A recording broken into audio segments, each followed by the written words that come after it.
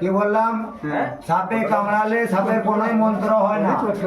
এরা সাপুরেরা সাপের বিষ ব্লেন্ড কেটে মানুষকে গুমরা করে গ্রাম গ্রাম শুনো না আগে কথাটা। কি বললাম? সাপুরেরা মানুষকে গুমরা করে গুমরা মাদলি বিক্রি করে, বাট সাপে কোনো গাছের শিকড় চলে না। সাপ হচ্ছে এক প্রজাতির প্রাণী, বাইট করলে বিনা অ্যান্টিভেনম ছাড়া কোনো রাস্তা নেই।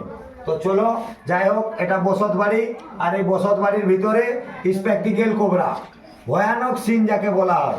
এই যে আলমারিটা দেখতে পাচ্ছ আমার পিছনে, এরই মধ্যে ছিল।